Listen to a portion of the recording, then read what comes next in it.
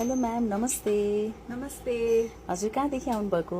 म चाहिँ टेक्ससबाट आएको हो हैन। अनि यहाँ आउने बित्तिकै मैले एकदम सुनेको थिएँ तपाईँहरूको स्नो वाइट पार्लरको बारेमा।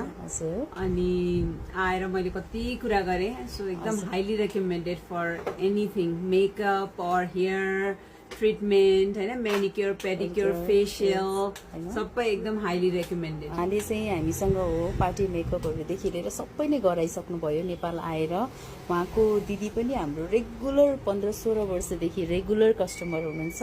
उहाँको दिदीको रिफरमा चाहिँ उहाँ चाहिँ आउनुभएको खासमा हैन।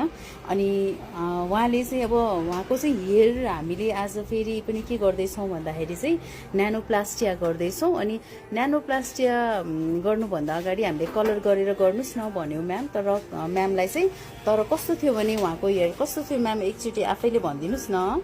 मेरो चाहिँ अब एकदम आफै कलर गरेको हेयर हैन, अनि एकदम ब्ल्याक थियो कि, जेट ब्ल्याक थियो। हजुर। सो अब कलर बस्दैन भनेर हामी एकदम गर्दै उहाँहरूले यति डबल के गर्नुभयो हैन। कलर बसाउन चाहिँ हामीलाई एकदमै प्रब्लम आइरहेको थियो हैन। तर कलर गरिसक्यौँ। अनि कलर गरिसकेपछि पनि खासै बसेको थिएन। तर न्यानोप्लास्टिया गर्दैछौँ, प्रोसेसमै छ हैन।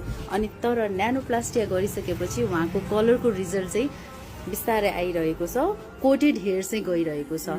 इफ हजुरहरूको पनि कलर एकदमै कोटेड हेयर छ, मेरो कलर आउँदैन, मेरो कपालमा कुनै पनि कलर बसिरहेको छैन भन्नुहुन्छ भने चाहिँ तपाईहरू यहाँ आएर चाहिँ हेयर कलर गरेर चाहिँ न्यानोप्लास्टिया प्रोटिन जे गराए पनि तपाईको कोटेड हेयर चाहिँ जान्छ है। अनि राम्रो पनि हुन्छ, हेर्न सक्नुहुन्छ उहाँको रिजल्ट एकदम राम्रो आइरहेको छ। Thank you so much ma'am. Thank you.